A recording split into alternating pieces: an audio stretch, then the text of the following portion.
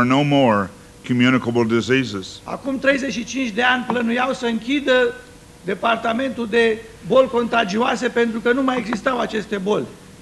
Today there are somewhere between 63 and 100 communicable diseases that there is no cure for. Astăzi sunt între 63 și 80 și ceva de astfel de boli care nu pot fi vindecate, nu există tratament pentru el. It says there will be earthquakes in diverse places. Domnul Iisus de asemenea a spus că vor fi cutremure de pământ. From 1848 to 1948, Din 1848 până 1948 there were 2.3 earthquakes every 10 years.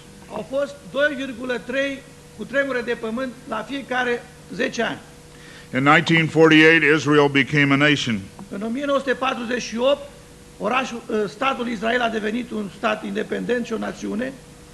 In the 50s, we had gone to 9 earthquakes in the 1950s in 10 years. În anii 50 am ajuns să avem 9 cutremure de pământ. In the 60s, that had gone to 18 earthquakes.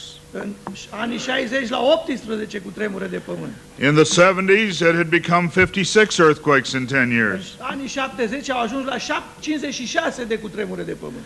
In the 80s, it was 96 earthquakes in 10 years. În anii 80 au fost 86 de cutremure în timp de 10 ani. In the 1990s, just in the first 7 years, we have had 121 major earthquakes. În anii 90, numai până acum, deja am avut peste 90 și ceva de cutremure de pământ majore. Many of these earthquakes are where there was never earthquakes before. Și multe din aceste cutremure de pământ au avut loc în locuri unde niciodată până acum n-au mai fost înregistrate. He tells us that in verse 8, all these are the beginnings of sorrows. Și astfel Domnul Iisus ne spune că toate aceste lucruri nu vor fi decât începutul durerilor. And so, as Jesus sat there with his disciples, Astfel că Domnul Iisus stătea împreună cu maștat și vorbea cu ucenicii, he told them what the signs of his coming would be, le-a spus semnele sfârșitului, semnele venirii Lui the seasons that would happen. și timpurile care vor fi. And so we see in God's word, he's telling us, he's not hiding anything. Astfel că vedem că în cuvântul Său Dumnezeu ne descoperă aceste lucruri, nu le ascunde de noi. Nature is crying out with God's message. Întreaga natură strigă mesajul lui Dumnezeu.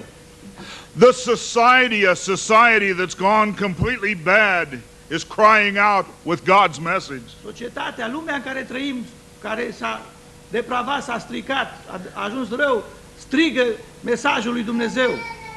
A society that has renamed everything. Trăim într-o lume, într-o societate care a pus nume nou la toate. Technology that we're going to be talking about tonight. Și tehnologia despre care o să vorbim în seara aceasta.